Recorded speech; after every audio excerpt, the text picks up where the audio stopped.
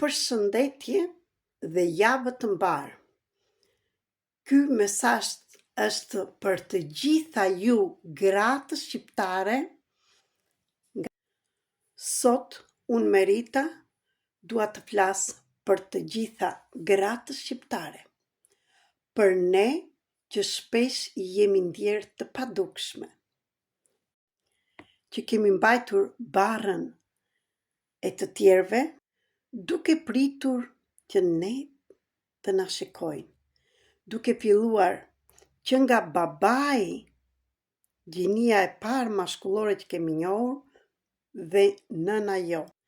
Po pa dashje kemi harruar vlerën tonë.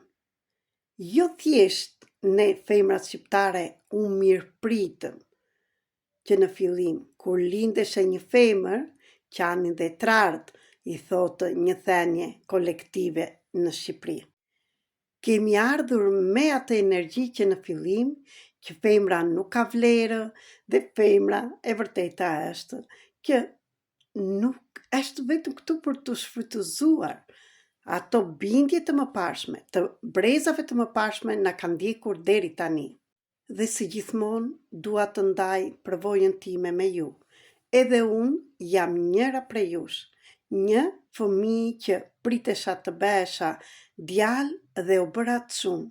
Jam fëmia e dytë në familje, mbas një vajze motra e parë, unë dhe pasaj erdhi dhe djali. Vetëm kur erdhi djali, mamaja ime u ndjej gëzuar, dhe vetëm ai gëzim mbaj mend, më thoshte gjithmonë mamaja, ditën që linda djalin, se ditën dhe që u linda unë, tha që pash tavanin që mundzi kur më thanë që bëra cupë. Do më thënë, shikoni me çfarë energjie mund të sillim një fëmijë.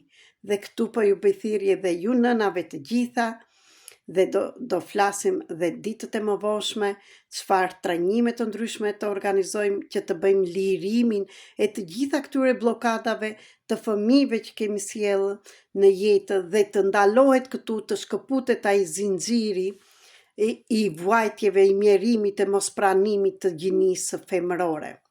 Dhe si e tillë, unë e lindur me energji jo të mirë, por si djalë, bëra një jetë të tërë një rol të sillesha me atë energjinë mashkullore, të luftonja për të treguar dhe të më pranojnë familja ime dhe më tepër babai dhe nëna ime. Por ajo më bëri që të vuajnja një jetë të tërë, sepse nuk pranonja gjininë femërore. Dhe atje jashtë, solla më pas partner që mund të më shikoni si femër, por energjia ime ishte më tepër mashkullore dhe ishte sikur të bënim ndeshjet ndërmjet dy meshkujve. Jam një vajzë që kam vajtur shumë duke menduar se duhet të isha dikush tjetër. Dhe këtë po ta them dhe ty që më dëgjon, mos edhe ti ke të njëjtën histori me mua, që të fitonja dashurinë dhe pranimin e prindërve, të kolektivit, të fisit të tërve. Dhe historia ime është akoma me fellë në gjyshja ime, po një video tjetër do t'ju tregoj dhe atë histori. Sot ju flas me zërin e gruas, me zërin tim të plotë, dhe jo kot jam lindur në datën 8 mars, ditën e grave.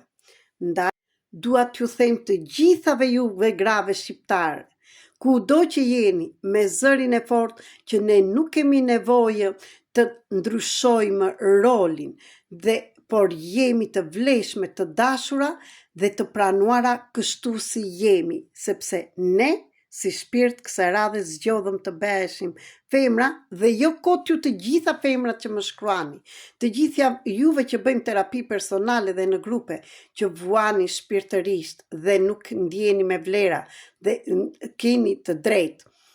Nuk është e kotë të gjithë kjo energji që po ndodh, sepse kam thënë dhe tek libri Agenda magjike, që deri në 2030 do arrijë të vi balancimi ndërmjet gjinisë femërore dhe mashkullore. Dhe si vjet në Shqipëri, karma e Shqipërisë është që ne të pranojmë gjininë femërore, jo të silemi në këtë mënyrë, sepse e gjithë shelsi i lumturisë, i harmonisë në tërë botën është harmonia dhe pranimi i gjinisë femërore dhe maskullore brenda nesh, sepse ne të gjitha këto i kemi brenda nesh, kemi nënën dhe babain ton, dhe jemi në kundërshtim, je mashkull apo femër kur nuk pranon gjininë femërore.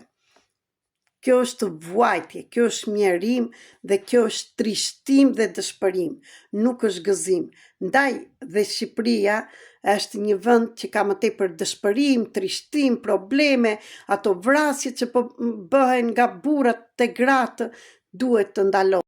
Dhe po ju them ju grave shqiptare, të gjitha, është koha që ne të përqafojmë vetveten dhe të ndryshojmë botën me dritën tonë të veçantë, të cilën e kemi brenda nesh. Ne gratë shqiptare mund të krijojmë ndryshimin që duam të shohim përjashta.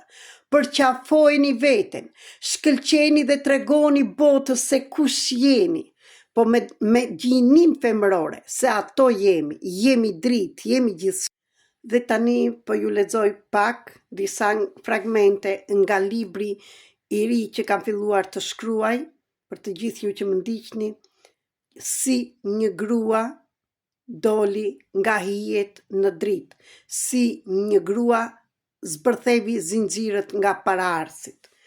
Unë, Merita, jam një grua shqiptare, e lindur në një tokë që mbante dhimbje, por edhe bekime.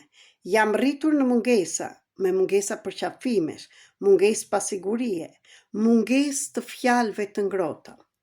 Kam qenë e fortë kur isha vetëm vajzë. Kam duruar, kam meshtur, kam bijetuar, por nuk kam jetuar. Edhe ti që më dëgjon. Ne nuk jetuam, po mbijetuam. Ndryshe është mbijetesa, ndryshe është jetesa. Kur linda fëmijët e mi, nuk pata as mamin pranë meje, as babin, as burrin të më mbante dorën. Kam qenë e fortë kur donja vetëm të më mbështesnin, por bëhesha e fortë nga dhimbjet. Më vonë kam zgjedhur partnerë që nuk kujdeseshin dhe nuk më pan asnjëherë si femër. Sepse dhe unë kisha harruar të kujdesem për veten, se kujdesesha më shumë për të tjerët.